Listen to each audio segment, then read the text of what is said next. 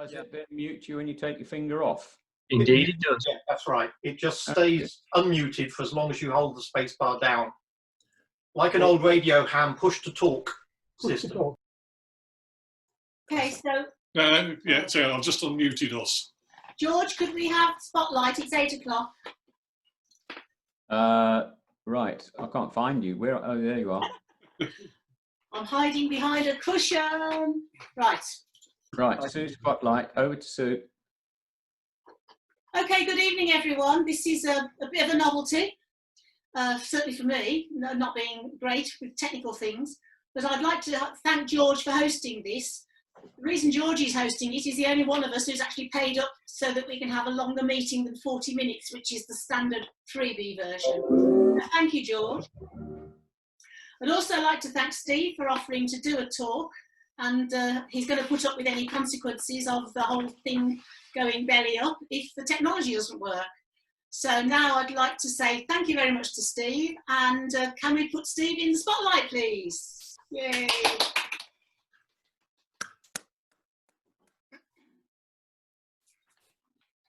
Good evening, everybody. Good evening. You won't hear everybody. Wonderful response, yes. The riotous applause I can hear from this distance already. Yeah. So this is a talk about seconds. As you can see, I'm going to answer 3 questions there. What is a second? What can happen in 1 second? And why do we need leap seconds? And just for your information, this talk will last about 2,000 seconds. Okay. I'm going to start with a number. Once I remember that the way this works is to click before the keyboard is responding. Okay, here's a number. 7,257,600 seconds. I'll give you just a little while to think about what is the relevance of 7,257,600 seconds. It's a particular length of time. You don't often think of seconds being written quite like this, but I'm not going to wait for a response because I'm not going to get any verbal response from you. But this is the length of time that the UK has been in lockdown. So this is 84 days in seconds. So you've been, just about everybody in the country has been in lockdown for 7 million seconds. Whether it seems like more than 7 million seconds or less than 7 million seconds, that gives you an idea of how long a second is. Of course, that's a perception rather than an absolute definition. But I thought that puts it a little bit in perspective. What I'm going to be talking about is a little bit about how we define time and motion, how seconds are defined. I'll say a little bit for context on what can happen in 1 second. And the main part of the talk is talking about how the Earth's rotation is slowing down. So I'll say why the Earth is slowing down, and I'll talk about the consequences. If the Earth is slowing down, does that mean a second is getting longer as time goes by? And I'll finish with the idea of leap seconds and the future of leap seconds. Okay, time and motion. How do we think about time? Well, time is always measured by the motion of something. Perhaps we have the impression that time is something completely different from space, but actually we always think about things moving, usually through space, to actually define time for us. And as astronomers, we all know that for many millennia, the passage of time was measured by the movement of astronomical objects. For instance, the sun moving across the sky. With a sundial, we can actually measure time by measuring the motion of the sun through the sky using its shadow. Alternatively, we can use the phases of the moon as the moon goes around the Earth. We can monitor the changing phases of the moon, and we get an idea of how time is moving over the course of a month. But if we think about what is a second, well, surely that's trivial, isn't it? The Earth spins on its axis, we know, once a day. And we know that a day is divided into 24 hours, and 1 hour is 60 minutes, and 1 minute is 60 seconds. So that means 1 second is simply that fraction of a day, 1/24 times 60 times 60, or 1/86,400. That fraction of 1 day is what a second is. That number, 86,400, will crop up once or twice, so make a note of it. So that's a second. It's that fraction of a day. Simples. So is that the end of the talk? You wish. No, there's more to it. Let's have a look at how the Earth actually moves. Now, the Earth moves around the Sun in an ellipse, and that means that the Earth's speed around its orbit is not the same everywhere. The Earth's speed varies depending on its distance from the Sun. And if my cursor is working, you can see that on the left-hand side, the Earth moves quite a lot in 1 month when it's close to the Sun, but on the right-hand side, the Earth moves a relatively small distance in that same time period of 1 month when the Earth is at its furthest point from the Sun. So the speed of the Earth around the Sun, around the Sun in its elliptical orbit changes during the year. And that's one of the reasons, that's the main reason why sundials don't read correctly, because the Earth is traveling at different speeds, and so the Sun does not appear to be in the same point in the sky at the same time of day. In fact, if we actually photograph the Sun at the same time of day, it doesn't have to be noon, but in this particular case, here's a picture of the Sun photographed at noon throughout the year. We find that the Sun varies in terms of its altitude above the horizon, and there's clearly an east-west variation as well.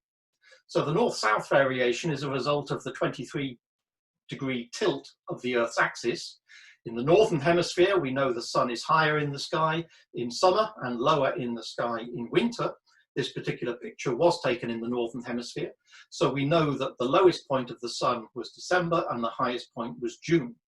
But the point of this analemma is to show you that as well as having a north-south variation, there is clearly a variation in east-west, even though it was taken at the same time of day.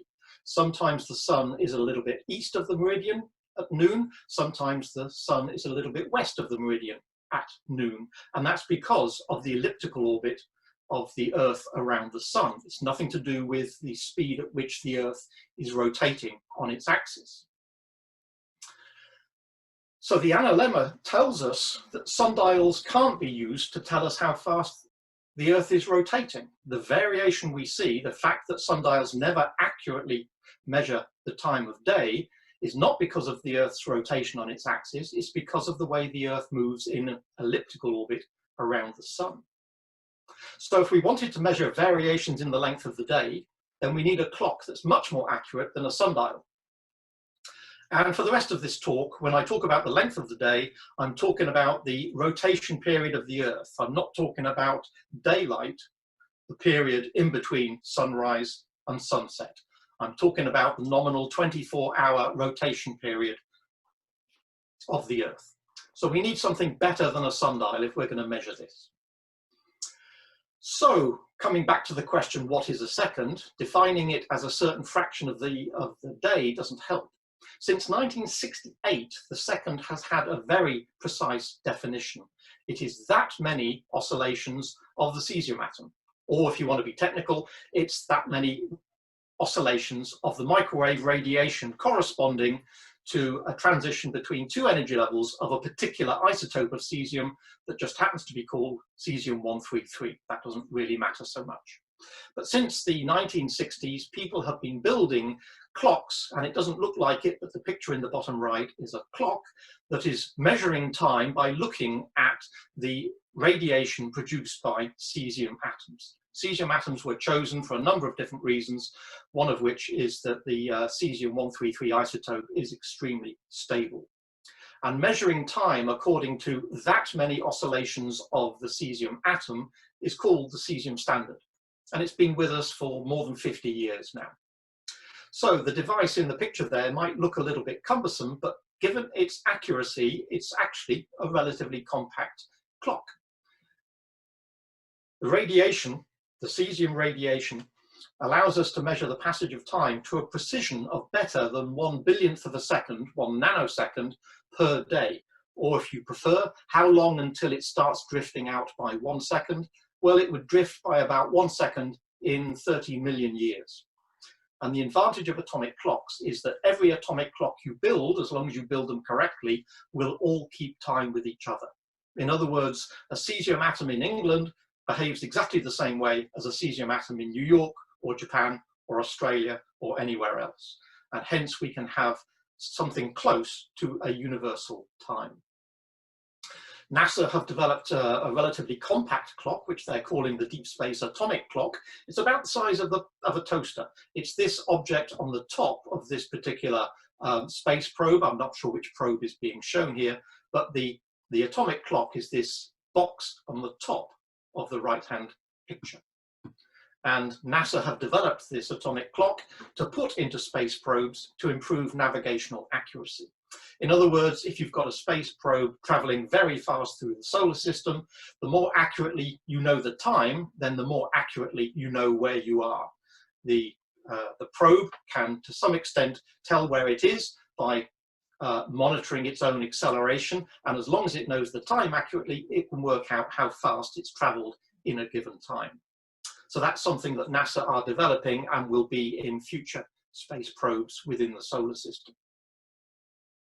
Time definitely matters, because if we think of other atomic clocks, for instance, the atomic clocks that are in the global positioning system, the GPS satellites, there's an indication in the graphic on the right of how it works. We're trying to work out our position on the surface of the Earth, and we do that by looking at signals from various satellites that are above our horizon at any given time.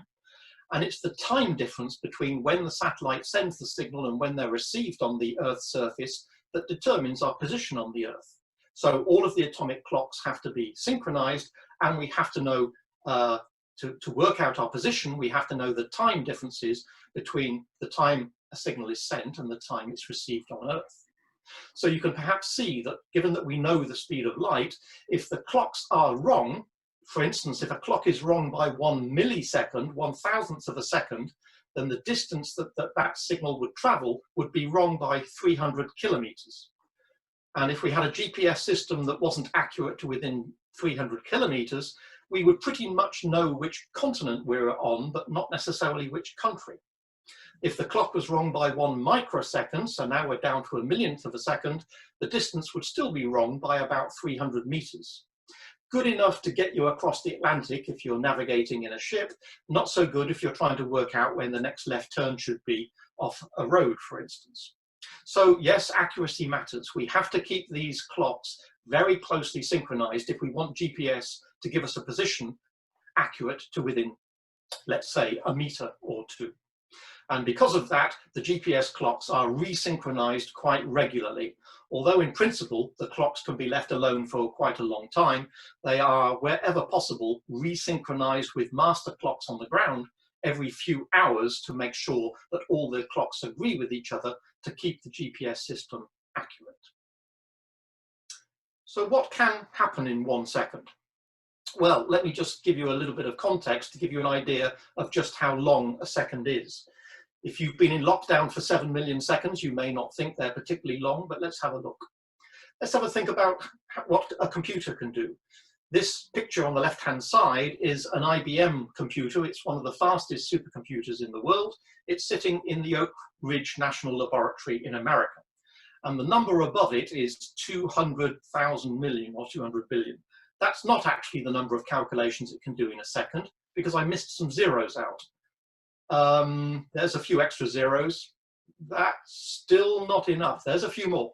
That is the number of calculations that this computer can do in 1 second.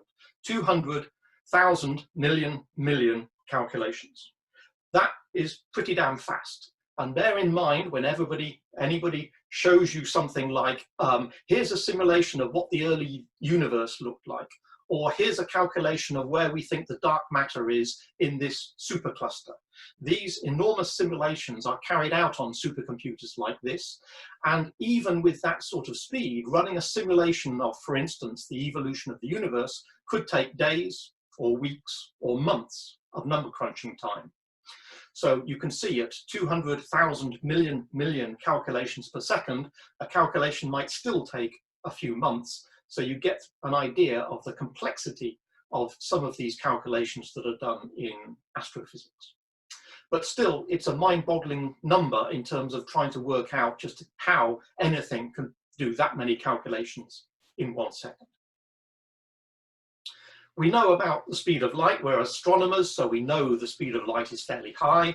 When I was a lad, the speed of light was 186,000 miles per second. It's now 300,000 kilometers per second, which is I hope, the same number. They've just changed the units on me. And we know that is pretty fast. We know the moon is 1 light second away, and we all have a rough idea of what's meant by a light year, even though it's an incomprehensibly large distance because light travels so far in 1 second. If we think of man-made objects, 2 of the fastest man-made objects are the Voyager planetary probes, and they're traveling at the moment at about 16 kilometers per second. They're both leaving the solar system via different routes, and they're both traveling at roughly the same speed, the escape speed of the solar system, 16 kilometers a second. Quite pedestrian compared to the speed of light. Though if you imagine some distance that's 16 kilometers away from you, and then imagine an object covering that distance in 1 second, you get an idea of the speed of the Voyager probes. But that's a little bit esoteric in that none of us own a Voyager and none of us can hope to travel at that sort of speed. But there's a way of getting an idea of just how long 1 second is if you think of it in terms of something a little bit more mundane, and that is what happens on Earth in 1 second. And I've picked a particular set of examples taken from statistics from 2019 in terms of what happens on the internet. So in 1 second of last year, 300,000 text messages were sent, 300,000 texts per second. And in terms of internet searches, there were something like 60,000 searches per second from either Google or, of course, other search engines are available.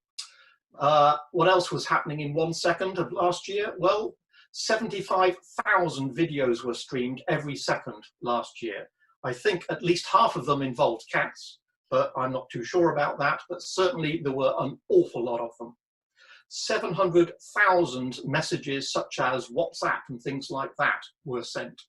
And one of the most staggering numbers I found from last year, and it will almost certainly be higher this year, the total number of emails sent was approximately 3 million emails per second. And that was for every second of last year, and I'm sure it's even higher this year. So in that sense, an awful lot can happen in 1 second, and that is really the domestic use of the internet. That doesn't include scientific use, it doesn't necessarily include financial use of transactions going across the globe. These are just what most people will be using their phone or iPad or laptops for most of the time. So if we actually use atomic clocks, which have been going for 50 years now, we can tell that the Earth is slowing down. We don't seem to feel things any differently, and it still seems to be turning roughly once every 24 hours. But because atomic clocks are so accurate, and because atomic clocks will only drift by 1 second over 30 million years, because we've been monitoring the rotation of the Earth for the last 50 years, we know that it's slowing down. Back in 1968, when atomic time was instigated on the Earth, it was designed such that the definition of the second was such that the Earth turned in 24 hours, 0 minutes, 0 seconds. In other words, the Earth turned once in 86,400 seconds relative to the Sun. But over the last 50 years, things have changed. Although it was exactly 24 hours, we now find that the Earth turns in 86,400.001 seconds. The Earth has slowed down in 50 years by 1 millisecond, 1,000th of a second. And as far as we can tell, it's been doing that for a long time. Where did it all start? Well, technically it started when the Earth formed, but something like 4.5 billion years ago, the Earth was hit by an object which is often called Theia, which is a sort of Mars-sized object that clouted the Earth and produced a whole large amount of spall, which eventually became the Moon. And the Earth might have rotated at who knows what speed before this collision, but the Theia impact would have changed the Earth's rotation. And it took the Earth a little bit of time to recover from such a massive impact as that. But it is thought that as soon as the Earth recovered from the Theia impact, it was rotating with a period of about 5 hours. Somewhere a little bit less than 6 hours is the current thinking for the rotation of the Earth. So 1 day used to be 5 hours in current terminology, and the Earth has been slowing ever since Theia impacted the Earth. So over those 4.5 billion years, why has the Earth been slowing down? It's because of the moon, which was generated at the same time. So here we can see that the moon generates tides, and here's the tidal bulge on the near side, the side closest to the moon. There's also a bulge on the opposite side, but let's just think about the bulge that's closest to the moon. The moon will be pulling on that bulge, and the bulge, you notice, is not in a straight line between the center of the Earth and the center of the moon, because the Earth is rotating and it tends to pull that bulge a little bit offset from the line joining the Earth to the moon. And that means that when the Earth pulls on that bulge of water, it tends to slow the Earth down, because it's tending the Earth wants to rotate in an anti-clockwise sense, as seen from above the North Pole, and the moon is tugging on this bulge of water and trying to slow it down. So over the last 4.5 billion years, the moon has slowly been slowing the Earth down. In exchange, the Earth has been pushing the moon into a higher and higher orbit. So what that means is, well, you could say, so what? The moon has been slowing the Earth down. It used to be a 5-hour day. It's now a 24-ish hour day. So what? The day is not an exact number of seconds anymore. It used to be 86,400. It's now 86,400 and a bit. So who cares that they're not quite the same? Well, it's just like the problem we have the year being not an exact number of days. So everybody, I think, is aware of the fact that a year is not 365 days. It's not actually 365 and a quarter. It's a little bit less than 365 and a quarter days. If that wasn't addressed and we only had 365 days in our calendar year, that means the calendar would very slowly, year by year, drift out of sync with the seasons. And instead of having a northern summer in July, we would have a northern summer in December, for instance. So we can get around that problem by inserting an extra day every 4th year, and that makes the calendar year 365.25 days, 365 and a quarter, if we add a leap day every 4th year. And of course, that gets it almost right. We're trying to make the year 365.24 and a bit. So 365.25 is not quite right. And it was realized some time ago that if we simply skip over a leap year in a century that's not divisible by 400, that makes the calendar year 365.2425. It's a roughly 365 and a quarter, and taking away 3 out of every 4 century leap years gives us a very accurate way of keeping the calendar in sync with the seasons. So that is pretty close, and that's why we have a leap year. And the formula, let's put one in every 4th year, unless it's a century not divisible by 400. That's a formula which will keep us going for thousands of years. If we kept on with that particular formula, we wouldn't have to adjust the calendar for thousands of years. It's a very neat way of dealing with the fact that a year is not an exact number of days.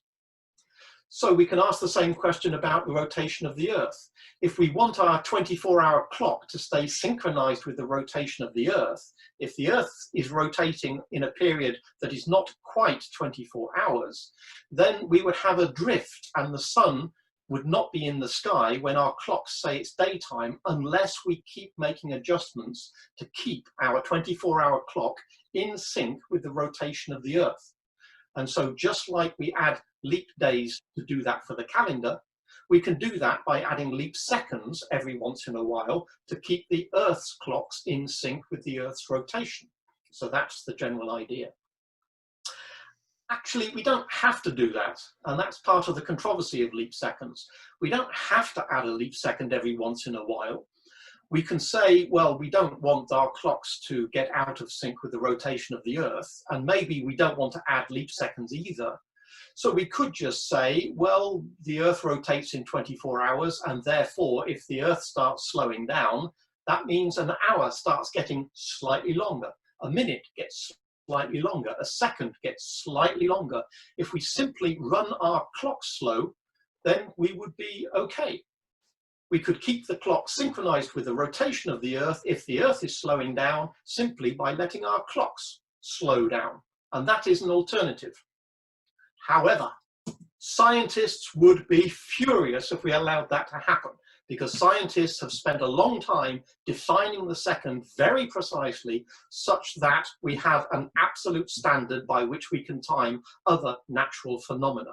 If we suddenly say, no, we're going to have to redefine the second because we know the Earth is slowing down in the long term, could be speeding up in the short term, we're going to have to keep readjusting our definition of a second to keep tabs on what the Earth is doing. In other words, atomic clocks would have to be set to run on average at slower and slower and slower rates in order to keep up with the changing speed of the Earth's rotation. The definition of the second would change every day, every hour, essentially every minute, every second. The definition of a second would have to keep changing. And scientists effectively are digging their heels in and saying, no, we don't want to allow that. We want seconds to be absolutely fixed. Therefore, if the Earth is slowing down, well, I guess we'll just have to add leap seconds every once in a while. And the every once in a while is part of the problem. Here's a diagram, I'll talk you through it. This is a graph showing the length of a day minus 86,400 seconds. In other words, it's the extra bit that we're talking about. The length of a day is 24 hours plus a little bit, and this graph is showing you what that little bit is. The vertical scale goes from 0 to 5 milliseconds, and you can see that there's been a lot of variation over the time period from the 1960s up to almost the present day on the right-hand side there. So you can see it looks like a very noisy variation. It sometimes goes up, sometimes goes down, and it seems to be jigging up and down all over the place. So if we have a look at that variation, if you look closely and compare it with the date scale, you can see that year on year, it goes up and down every year, up and down every year, up and down every year. Not always by the same amount, but there's always an annual variation in the speed at which the Earth rotates. That is understood. That is a consequence of what the Earth's atmosphere is doing. During the summer, during northern summer, more of the sun's light hits the northern hemisphere, and that warms the northern hemisphere up more than the southern hemisphere. And conversely, in northern winter, more of the sun's light is hitting the southern hemisphere. And as a result, the circulation of air around the Earth changes between the seasons, between spring, summer, autumn, and winter, regardless of which hemisphere you're talking about. The circulation of the Earth's atmosphere changes. And in some cases, there are very strong atmospheric circulations running from east to west, and sometimes they're from west to east. And those patterns change year on year. And because the Earth's atmosphere is actually dragging effectively against the Earth, that affects the speed at which the Earth rotates. So that's why we see this speeding up and slowing down of the Earth on a yearly basis. Perhaps you can also see, if I move the mouse, there's some wiggling, not only the big variation that I've just talked about, there's some variation in terms of small wiggles on a scale of maybe a few months and maybe a few years. These are probably the results of earthquakes. If the solid mass of the Earth changes because a continent changes position by a few meters, either goes up or goes down or goes sideways because an earthquake makes the continental plates shift, then that change in the Earth, the crust of the Earth, can actually make the Earth spin change by a fraction of a millisecond. But as well as that, the elephant in the room is this big variation we can see. If you look back in the 1960s, the rotation period of the Earth was 24 hours plus a millisecond or two. And then during the 1970s, it went up to an extra 3 milliseconds for the length of the day. Then it came down again, then it went up again, then it came down again. And at the moment, well, 2020, I'm not sure quite what it's doing. I think the Earth might be speeding up a little bit. What I find really curious is that this variation over the last few decades where we've been able to measure it, prior to this, we didn't have clocks accurate enough to measure this sort of variation. The reason for why the Earth gets faster and slower by a few milliseconds over a few decades I'm very surprised to learn that people don't really understand what's going on there. It's not the atmosphere that's responsible for the spiky annual variation. It's not the crust changing, because we can see the effect in the fainter red line, for instance, that we see varying over a period of months or years. So what is it? Is it something inside the Earth? Is there something inside the Earth? Is it part of the liquid core or mantle that's changing and actually changing the rotation period of the Earth? I'm rather interested to realize that geologists don't understand exactly why that is. So there's still research to be done on understanding even our own planet, let alone planets in our solar system. So what about leap seconds? We know about leap days. If we need a leap day every 4th year, we know exactly when it's going to happen. A leap day is going to be inserted on the 29th of February, and we know exactly which year a leap day is going to be inserted. We know what that's going to be. For the next 1,000 years, we could write down which year is a leap year, and therefore we know a leap day is going to be inserted on the 29th of February in a given year. But leap seconds are not the same. Remember that graph we just looked at? There are variations there we don't understand.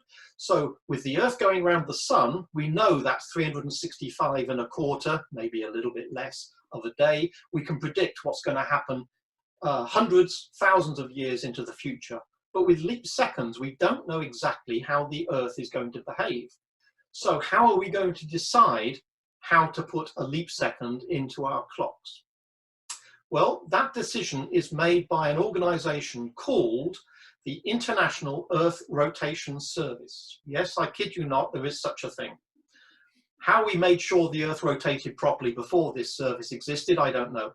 And exactly what happens if they decide to take the day off, again, I don't know. But this organization is responsible for deciding how often a leap second should be added and when the leap second should be inserted into the day and into the month. So if we go back to that picture, you can see it's apparently quite erratic, but I'm not looking now at the Earth rotation period. I'm looking at this fainter grey line. In 1972, that's the point at which leap seconds were introduced. And they were introduced according to that particular pattern. So now we're looking at the axis on the right-hand side that tells us we've had 27 leap seconds introduced since leap seconds started back in the early 1970s. And if you compare that with the grey graph in the background, you notice that in the 1970s, when the Earth's rotation was 24 hours plus quite a large 3 milliseconds, that the day was quite a long way away from 24 hours, and it was necessary to put quite a few leap seconds in. Effectively, we were adding a leap second approximately every year. But notice what's happening in the early part of the noughties. Between 2000 and 2005, for some reason, the Earth sped up. And again, I don't think we really understand why that is. But between 2000 and 2005, the Earth sped up for a little while, and its rotation period was very nearly 24 hours. And that's why very few leap seconds were added between 2000 and 2005. For quite a while, the Earth Rotation Service decided the Earth's rotation period is close enough to 24 hours that we don't need to add any more leap seconds. But since then, the Earth's rotation period has changed again, and a few leap seconds have been added. The last leap second that was added was in 2016. And it has to be decided when the next one is going to be. It is not going to be in June of this year. They usually add a leap second in June or December of a given year. It has been decided that they will not introduce one in June of this year. They may introduce one in December of this year. The decision has not yet been made. But you can see the reason for the concern is the fact that we don't know quite what the Earth is going to do in the next 12 months. It seems almost chaotic. So we can understand some of the variation, but if we don't understand what's producing these milliseconds of variation, then we can't predict what the Earth's rotation is going to be in a few years' time. So we can't tell how many leap seconds we're going to have to introduce. And that annoys an awful lot of people, because some people rely on accurate timing and knowing what the time of day is. So if you don't know whether a leap second is going to be introduced in a few months' time, it's very difficult to make sure everybody's clocks are always synchronized. If you decided to add a leap second, for instance, at midnight, you know what a clock normally looks like. If you look at the bottom right hand of this picture, a clock going through midnight normally looks like this. It gets to 59 and then it changes to 0. But if a leap second is introduced at midnight, what happens is, as the clock approaches midnight, an extra second is introduced. So a minute actually has 61 seconds. So if anybody ever asks you how many seconds are there in a minute, the answer is not 60. The answer is usually 60, but every once in a while, a minute might contain 61 seconds. And you can see from that picture where it's got the time 23, 59, 60, that is a perfectly legal and valid way of expressing the time if there is a leap year added. But that's part of the problem. Some computers don't actually realize that. So you can get a problem. When should you insert a leap second? Should you do it at local midnight when nobody gives a damn? Well, midnight where? If you decide that it should go in at local midnight, that means the UK will put it in at a particular time of day, but America would insert their leap second at midnight quite a few hours later. And of course, Japan and Australia would be inserting their leap second quite a few hours earlier. And you cannot have that. In these days of global electronic finance, you cannot have clocks out of sync with each other across the world. If you want to move $1 billion from one country to another, you can't have any ambiguity of what time it is that you're talking about. Is it the time according to our clocks or your clocks? And have you added the leap second yet, or have you not added the leap second yet? It's absolutely vital that everybody's clocks stay completely synchronized. And that is what is getting people so concerned. Some people really don't like leap seconds because of the uncertainty of when the next leap second is going to be inserted. And also, you have to keep a very careful record of when all the previous leap seconds were inserted if you want to go back in time and work out what happened at a particular point according to somebody's clock. You've got to know how many leap seconds were added to their clock in the past. And some computer systems really don't like leap seconds, to the point where some computer systems will actually crash if you try and put in a leap second time, even though in principle they shouldn't, because it's a perfectly legal thing to do. And that's why some companies don't really like leap seconds either. For instance, Google have said we are not going to insert an extra second into one of the minutes during a day that's got a leap second added. We're not going to wait until the last minute, or indeed we're not going to have any particular minute in the day have 61 seconds. That produces a glitch, it produces an anomaly, and it makes all the clocks glitch. So Google have said we are going to smear the leap second and not insert it at one point in the day and have a minute having 61 seconds. We're going to add the leap second drip feed. We're going to add it a few microseconds at a time continuously throughout the entire day. In other words, we're going to run our clocks slow. We're going to run our clock slow such that by the end of the day, the clock is running 1 second slow, and therefore the day will have 1 extra second in it. But none of the minutes during that day will have 61 seconds. Google have decided to do something different from everybody else in order not to have a 61-second minute. Well, that's sort of okay, but nobody else does that, which means Google clocks during a day of a leap second are technically out of sync with everybody else's clocks in the world. Now, it's sort of okay because you probably won't notice if a clock is running 0.001% slow. That's all you need to make up 1 second in one day. But as a joke, somebody once said, well, imagine if you did the same thing, not for a leap second. What if you imagine doing that with a leap day? Hence this particular cartoon, in which one person says, why are the clocks saying it's 3 a.m.? And the answer is, well, adding an extra day, a leap day on February the 29th, causes too many glitches. Instead, we're running our clocks 3% slow during February, and then we won't have any glitches. So that's the joke, that Google has expanded their leap second smearing to cover leap days as well. So that shows you the absurdity of trying to do smearing, but Google are sticking to their guns, and that's what they're going to do. So leap day smearing is a joke. But the problem of leap seconds is quite serious. The Earth is slowing down on average, sometimes slowing up.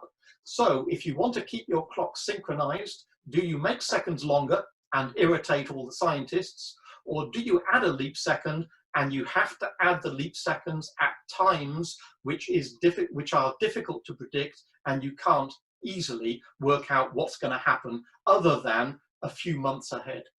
That is the controversy over leap seconds. There's a so-called International Telecommunication Union, otherwise called the ITU. It's a United Nations agency that has considered whether or not time signals should continue to have leap seconds inserted. We've had leap seconds since 1972, and we've had 27 of them in the last 50 or so years. And the question is, should we continue to have leap seconds when there's all these problems in globally trying to keep clocks synchronized? And when you're moving large amounts of money around the world, every millisecond counts. So you can't afford to have clocks out of sync. So they had to consider what to do about leap seconds. Do you annoy the scientists, or do you just let the clock drift relative to the rising and setting of the sun? Well, in 2015, they came to a decision. They thought long and hard about this, and they made a monumental decision in 2015. And they decided not to decide until 2023. They simply put it off, and they're procrastinating. Somebody somewhere is going to have to decide what we do about leap seconds, and we've got a few years to sort it out. Appease the scientists, let the clocks drift, or continue with leap seconds. None of those is entirely satisfactory, but you've got to do one of the three. So perhaps in the next 3 years or so, somebody somewhere will make a decision. So thank you for your attention for the last 2,000 seconds. I've been telling you about what a second is, what can happen in 1 second, and why the slowing of the Earth's rotation has the consequence that we possibly need leap seconds. Thank you all very much. Thank you, Steve.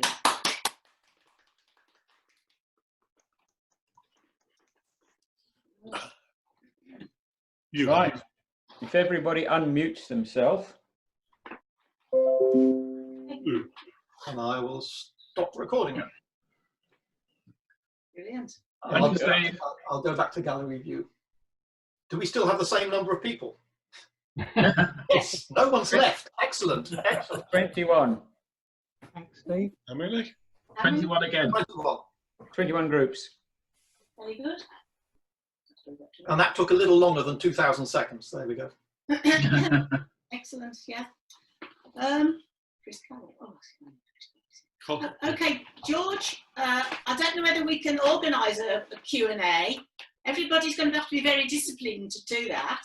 Can you all hear me? Yes. Okay, so I think the best way, I know there's a button you can press, but my eyesight's so bad I can't actually see that even on a... Yeah, it might be easier just to raise your hand. Hand up, I think. Yeah.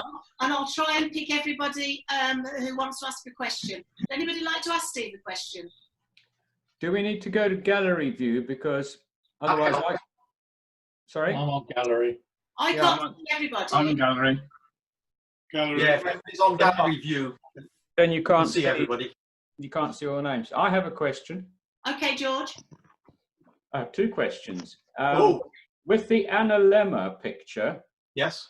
it was very nice, and the figure of 8 was almost vertical. Yes.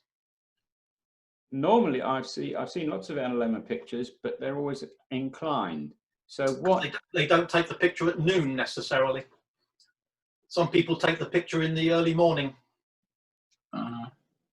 Okay, so I was just wondering whether your latitude would also come into it as to what the degree of tilt might be, but Yes, because it should be lined up effectively on a line of right ascension. yeah. So yes, if you're looking to the east, you'll see it angled over in the northern hemisphere, the other way in the southern hemisphere. Yeah. Okay. Second question. The small variations or fractions of a millisecond in the day. Yes. My obvious question is, how do they measure that? How do they measure? Most of the variation there on that scale, the smallest thing was probably many days, if not, it wasn't months, but you want me to bring it back up again? Yeah, I mean, but if Yep. today, I mean, do they do it by looking at the stars? I mean, that surely is. Oh, sorry, you mean in practical terms, how do they get the accuracy? Yes. Okay, sorry, I thought you were talking about just what they do on a day-to-day basis. The way they actually measure the rotation of the Earth, because we know exactly how we're moving around the sun, they usually do it by measuring stars and then working out what the solar day is. Yes. But I was thinking, if you had a fixed telescope, Yep. and you waited for a star to do a transit, Mm-hmm. I'm amazed that they can do that to milliseconds. I mean, it must be some photographic. No, you let the stars drift across the chip. You don't necessarily take in exposure. You can let the stars drift and see exactly when a star crosses the center of a chip, for instance. Yeah, even then, I mean, the stars do about 15 arc seconds per minute. So it's to do milliseconds, it's going to be really milli arc seconds virtually. Well, yes, they will almost certainly average lots of stars, just like Hipparchus, just like Gaia. You don't necessarily take one star transit. You do it for 100,000 stars, and you might do it for more than one night. But even if you wanted to do it day by day, you just take the transits of 100,000 stars and average them. Right. Yeah. That's interesting. You could do it, I suppose, with one photograph. You took a photographic plate and then looked at the positions of every. I hope nobody's nudged the telescope between one day and the next. It helps to have something which is absolutely fixed, and then you have to worry about the earthquake, which takes your instrument slightly off kilter. How do you know that you're sitting on a continental plate which is exactly still aligned the way it was yesterday? If you have an earth tremor in California. I would think temperature would have to be taken into account for expansion. I think they also do it across quite a few observatories around the world and average the results there. They don't rely on one observatory taking one measurement. Yeah. A bit like atomic clocks themselves. The more averaging you can do, the better. Mm. Thank you. Very good. Not to be outdone, I've got two questions as well. Okay, and then I think Ray had his hand up. Oh, let's have Ray first. Ray? Yeah. Ray? Okay. For the purpose of global finance and when we have to have being seen globally, would it not be possible to have a clock that is... Sorry?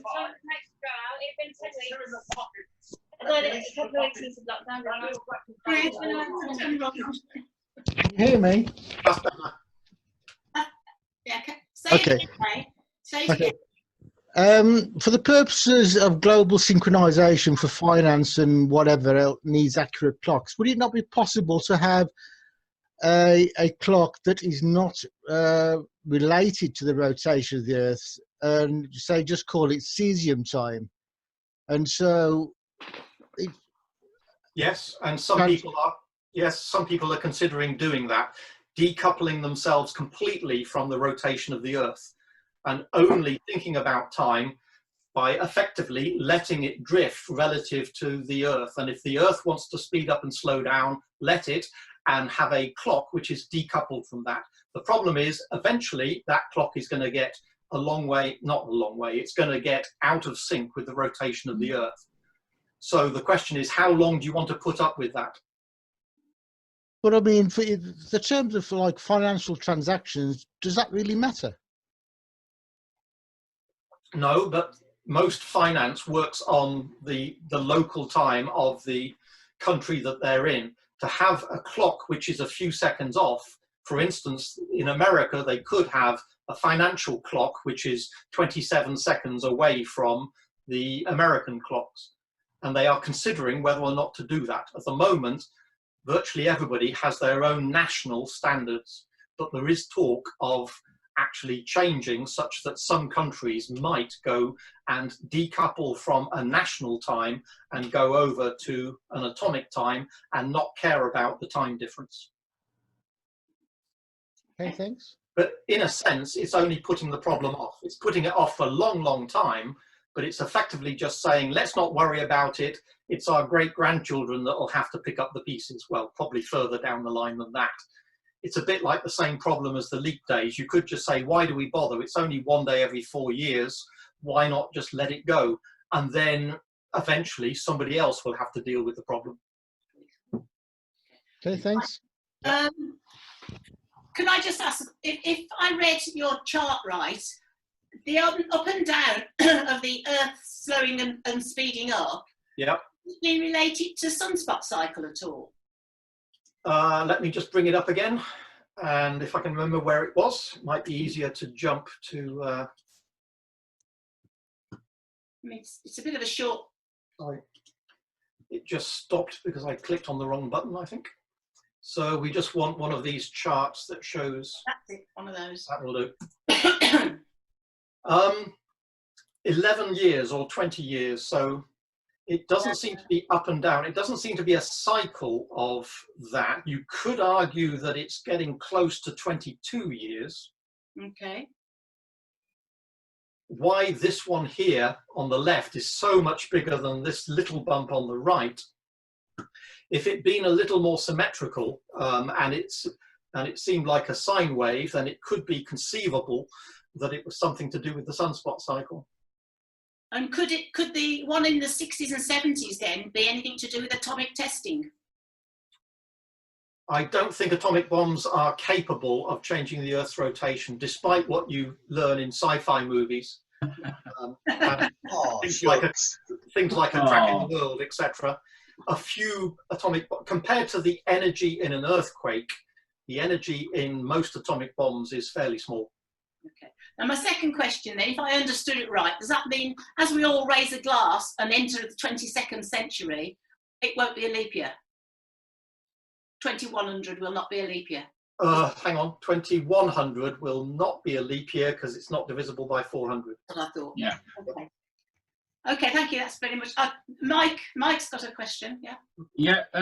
Related to the previous question, you were talking about non-Earth-centered timepieces, if you like. I'm just thinking a bit hypothetically here, talking about spacecraft. When humanity eventually leaves the Earth and goes towards the stars, they may not need an Earth-centered time system.